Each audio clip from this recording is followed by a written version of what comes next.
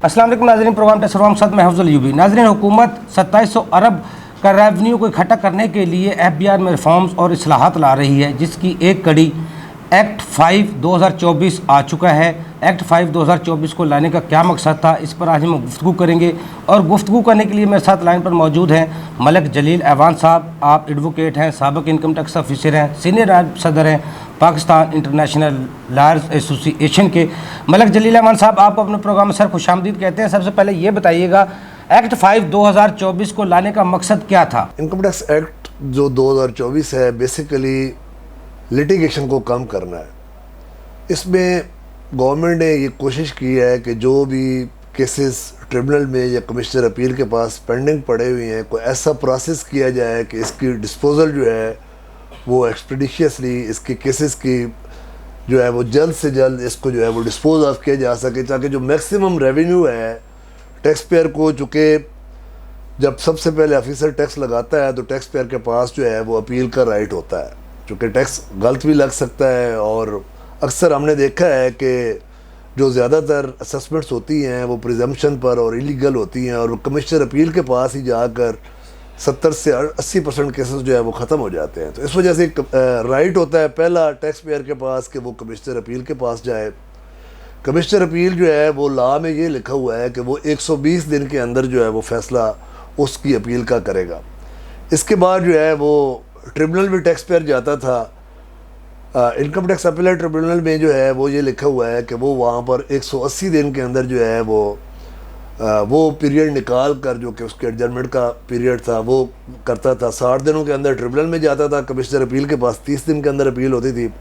इसके बाद tax payer जो है वो लॉ पॉइंट पर जो है वो हाई कोर्ट में जाता था, तो उसकी जो है वो 120 दिन के अंदर जो है वो हाई कोर्ट में जा सकता था। तो उसके बाद यानी कि रिकवरी जो है वो अमूमी तौर पर ये समझी जाती है कि जब एक इंडिपेंडेंट फोरम से कंफर्म हो जाए तो उसके बाद उसको जो है वो टैक्स को रिकवर किया जाए। तो इंडिपेंडेंट फोरम जो है वो फाइनल फैक्ट फाइंडिंग अथॉरिटी अमूमन ट्रिब्यूनल को जो है वो कहा जाता है। ट्रिब्यूनल से जब टैक्स पेयर अपील हारता है तो उसके बाद उसकी जो है वो रिकवरी स्टार्ट होती है। तो चूँकि केसेस बहुत ज़्यादा ट्रिब्यूनल में और कमिश्नर अपील के पास पेंडिंग थे, तो इस एक्ट के ज़रिए जो है वो कमिश्नर अपील की कुछ पावर कम की गई है, कुछ जो है वो टाइम पीरियड ट्रिब्यूनल में कम किया गया है कि ट्रिब्यूनल जो है वो कम वक्त में इसको डिसाइड करेगा। इस तरह जो है कुछ एडजर्नमेंट पर भी पाबंदी लगाई गई है कि जो है वो पैसे जमा करवा कर गवर्नमेंट के ख़जाने में जो भी टैक्स पेयर एडजर्नमेंट के लिए जाएगा तो वो देना पड़ेगा। तो मेरे ख्याल में यूबी साहब इसमें मेन जो है वो रीज़न यही है। मलिक जलील ऐवान साहब, ये बताइएगा, कमिश्नर अपील की पावर क्यों कम की गई हैं? इससे क्या छोटे टैक्स पेयर हैं वो मुश्किलात का शिकार नहीं होंगे? मेरे ख्याल में यहाँ पर या तो कमिश्नर अपील का फोरम बिल्कुल ख़त्म कर देते, या कम से कम जो है ये 1 करोड़ तक एक कमिश्नर अपील जो है होता है, वो ज़ाहिर है वो FBR से होता है, वो लॉ को समझता है। जब वो अपील पर वो सीनियर ऑफिसर होता है तो उसकी सेल टैक्स में 1 करोड़ कर देना और इनकम टैक्स में उसकी 2 करोड़ कर देना, ये मेरे ख्याल में ज़्यादती है। इसकी लिमिट या तो कम से कम जो है इसकी 100 मिलियन तक, 10 करोड़ तक करते।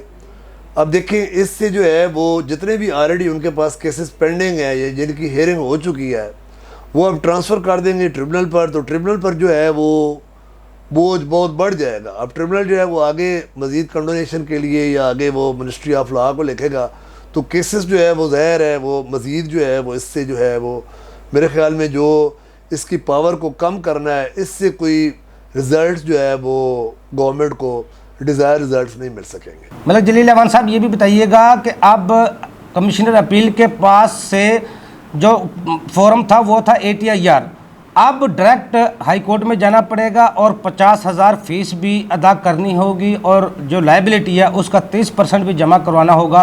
आप क्या समझते हैं, ये टैक्स पेयर के फंडामेंटल राइट्स के खिलाफ नहीं है? इसमें उन्होंने एक 126A में सेक्शन जो है उसमें ये दिया है कि 126A सब सेक्शन 2 में कि अब जो कमिश्नर अपील के फैसले के ख़िलाफ़ जो है वो आपने रेफरेंस में जाना है हाई कोर्ट में। 131 में भी जाकर नीचे वो ये कह रहे हैं कि सब्जेक्ट टू सेक्शन 124A, यानी कि जो पिक्यूनरी जुरिडिक्शन जिन पर टैक्स जो है वो 1 करोड़ तक सेल टैक्स का होगा یا 1 کروڑ تک ریفنڈ انوالو ہوگا سیل ٹیکس کا، اس طرح انکم ٹیکس کا جو 2 کروڑ تک ہوگا، تو اس کا مطلب یہ ہے کہ یہ اب جو ہے وہ کمشنر اپیل کے بعد یہ ٹریبونل میں نہیں جا سکیں گے، یہ جو ہے یہ ڈائریکٹ ہائی کورٹ میں جائیں گے، تو یہ زیادتی ہے. چونکہ کمشنر اپیل جو ہے وہ فائنل فیکٹ فائنڈنگ اتھارٹی نہیں ہے، اس کو آپ فرسٹ فیکٹ فائنڈنگ اتھارٹی تو کہہ سکتے ہیں، چونکہ وہ ایف بی آر کا ایک امپلائی ہوتا ہے، وہ ایف بی آر کی طرف سے اس کی اپائنٹمنٹ ہوتی ہے. تو میرے خیال میں اس کے بعد جو ہے وہ ٹیکس پیئر کو، اب جو چھوٹے ٹیکس پیئر ہیں وہ جائیں گے ہائی کورٹ میں کمشنر اپیل کے پاس، اور جو بڑے ٹیکس پیئر ہیں وہ ٹریبونل کے بعد ہائی کورٹ میں جائیں گے. تو ایٹ لیسٹ ایک انڈیپینڈنٹ فورم جو ہے وہ چھوٹے ٹیکس پیئر کو اس کو ملنا چاہیے، اور کمشنر اپیل کے پاس جو بھی کمشنر اپیل کا فیصلہ ہو اس کے بعد ٹیکس پیئر کو ٹریبونل میں جانا چاہیے، اور پھر جو ہے وہ آگے ہائی کورٹ میں ان کو جانا چاہیے. ملک جلیل امان صاحب یہ بھی بتائیے گا کہ اب اگر تاریخ لینے کے لیے کوئی وکیل جاتا ہے، پیش نہیں ہوتا، تو اس کی کم سے کم 50,000 جرمانہ یا فیس رکھی گئی ہے. آپ کیا سمجھتے ہیں یہ 50,000 ٹیکس پریکٹیشنر کو ادا کرنے ہوں گے یا ٹیکس دہندگان کو ادا کرنے ہوں گے؟ اس کا کیا مقصد ہے؟ میں دوبارہ یہی عرض کروں گا کہ تاکہ جلد سے جلد جو ہے وہ کیسز کی ڈسپوزل ہو جائے. ایک طرف سے گورنمنٹ نے یہ ایکٹ تو کر دیا ہے، لیکن دوسری طرف جو ممبرز ہیں ان کی تعداد کم ہے. آلریڈی بہت زیادہ کیسز پورے پاکستان کو ان کو سننا پڑتے ہیں. اب 50,000 روپیہ جو جرمانہ ہے وہ دیکھیں، وہ ٹیکس پیئر کا بعض اوقات کچھ ایسے حالات ہوتے ہیں کہ ایڈجرمنٹ یا ڈاکومنٹس لینا جو ہے وہ ضروری ہوتا ہے. تو میرے خیال میں یہ جو 50,000 والی ہے یہ بھی جو ہے یہ کنڈیشن یہ بھی آگے چیلنج ہو جائے گی. اور اس طرح جو ہائی کورٹ میں جانا ہے آگے کہ 30% جمع کروا کر آپ نے آگے جانا ہے، تو یہ بھی چیلنج ہو جائے گی. اس کی وجہ یہ ہے کہ کمشنر اپیل کے فیصلے کے خلاف اگر آپ جاتے ہیں اور وہ آپ 30% جو ہے وہ جمع کرواتے ہیں، تو اس کے بعد اگر ریفرنس جو ہے وہ ڈپارٹمنٹ کے خلاف ہو جاتا ہے تو وہ آپ پھر ریفنڈ لینے کے لیے وہ انہوں نے کہا ہے جی کہ اگر ڈپارٹمنٹ آگے سپریم کورٹ میں چلا جاتا ہے تو وہ جب تک سپریم کورٹ کا فیصلہ نہیں ہوگا تو وہ ریفنڈ نہیں ملے گا. تو میرے خیال میں جو ہے یہ 30% کی کنڈیشن بھی جو ہے یہ بڑی ایکسیسو ہے، اور اس پر بھی جو ہے وہ گورنمنٹ کو کچھ سوچنا چاہیے. ملک جلیل امان صاحب یہ بھی بتائیے گا کہ جو کمشنر کے اختیارات ڈپٹی کمشنر کو زیادہ دے دیے گئے ہیں، اس سے ایف بی آر کو کیا فائدہ ہوگا؟ اسیسنگ آفیسر جو ہے وہ بڑا امپورٹنٹ ہوتا ہے. سپریم کورٹ تک اگر آپ جاتے ہیں تو جو اسسمنٹ آرڈر ہے اس کو ہی ڈسکس کیا جاتا ہے. بیسیکلی ڈکلریشن سب سے پہلے ریٹرن، اور اس کے بعد اس کی امینڈمنٹ چاہے سیل ٹیکس میں ہوتی ہے یا انکم ٹیکس میں ہوتی ہے وہ اسیسنگ آفیسر کرتا ہے. اسیسنگ آفیسر جو ہے وہ I R O income tax میں I R O, a C, D C اور ایڈیشنل کمشنر، اس کے پاس اختیارات ہیں امینڈ کرنے کے. 122 میں 121 میں کسی بھی ڈکلریشن کو امینڈ کرنا ہے آن دی بیس آف آڈٹ کرنا ہے، کوئی اور ڈیفینیٹ انفارمیشن کی بیس پر کرنا ہے، تو یہ ٹیکس لگا سکتا ہے شوکاز دینے کے بعد. اور شوکاز میں کوئی لمٹ نہیں ہے، اس میں چاہے وہ 10 کروڑ کا لگا لیں، 40 کروڑ کا لگا لیں، 50 کروڑ کا لگا لیں. سیل ٹیکس میں جو ہے وہ not below the rank of assistant commissioner کا لفظ ہے، یعنی کہ سیل ٹیکس میں اسسٹنٹ کمشنر اور ڈپٹی کمشنر جتنا مرضی ٹیکس لگا لیں.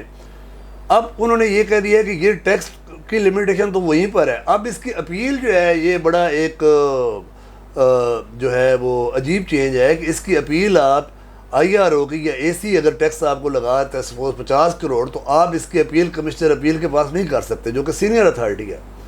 تو میرے خیال میں اگر یہ چینج کی بھی گئی ہے تو اس کو وہ پھر ایڈ پار، جس طرح کسٹم میں 179 سیکشن ہے وہاں پر کلیکٹر کسٹم جو ہے وہ ایڈجوڈیکیٹنگ اتھارٹی ہے، جہاں پر 30 لاکھ سے زیادہ ریونیو انوالو ہوتا ہے، تو شوکاز ایشو جو ہے وہ کلیکٹر کرتا ہے تاکہ ایک کوالٹی آف اسسمنٹ بھی برقرار رہے اور ٹائم بھی ٹیکس پیئر کا بھی بچ جائے اور لٹیگیشن بھی کم سے کم ہو.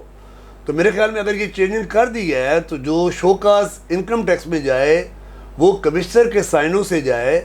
اگر وہ انکم ٹیکس کی ڈیمانڈ وہ یہ سمجھتا ہے کہ 2 کروڑ سے زیادہ نکل رہی ہے آن دی بیس آف آڈٹ رپورٹ، اس کو نیچے سے اسٹاف کہتا ہے کہ اس میں جو ہے وہ 2 کروڑ سے زیادہ کی ڈیمانڈ جو ہے وہ ایکسپیکٹڈ ہے، تو وہ شوکاز کمشنر کے ہاتھوں کا جانا چاہیے تاکہ ایک کوالٹی آف اسسمنٹ برقرار رہے، fair opportunity of being heard جو ہے وہ ٹیکس پیئر کو پرووائڈ کی جائے. اسی طرح 1 کروڑ سے زیادہ کی اگر سیل ٹیکس کی ڈیمانڈ نکل رہی ہے تو وہ شوکاز بھی کمشنر کو اپنے سگنیچر کے ساتھ جو ہے وہ ایشو کرنا چاہیے، چونکہ اس کی اپیل جو ہے وہ آگے ट्रिब्यूनल में होनी है, उसकी अपील जो है वो कमिश्नर अपील के पास नहीं होगी। मलक जलील अहवान साहब, आखिर में ये भी बताइएगा कि ये एक्ट कानून के खुद मुतसादम नहीं है, क्या इसको चैलेंज किया जाएगा और इससे क्या असरात होंगे, आप क्या समझते हैं? मेरे ख्याल में कुछ अमेंडमेंट अगर इसमें कर दी जाएँ, जिस तरह से मैंने अर्ज़ की कि जो है वो टैक्स पेयर को जो है वो सेकंड अपील का राइट मिलना चाहिए, फर्स्ट अपील के बाद सेकंड अपील का राइट मिलना चाहिए। इसी तरह जो 50,000 रुपया हाई कोर्ट में फ़ीस की है रेफरेंस की, वो भी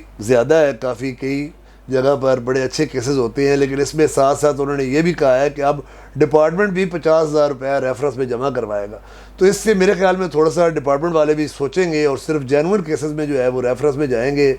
जो एडजर्नमेंट का 50,000 है, ये भी ज़्यादती है। इस तरह जो है वो ट्रिब्यूनल में जो टाइम पीरियड दिया हुआ है 90 डेज़ का, और एडजर्नमेंट की भी जो उन्होंने 50,000 की कंडीशन लगाई है, मेरे ख्याल में इस पर भी जो है वो उनको सोचना चाहिए और इसको जो है वो वेव करना चाहिए। बहुत शुक्रिया मलक जलील अहवान साहब, आपने हमें टाइम दिया। देखिए प्रोग्राम टैक्स और अवाम अफजल अयूबी के साथ।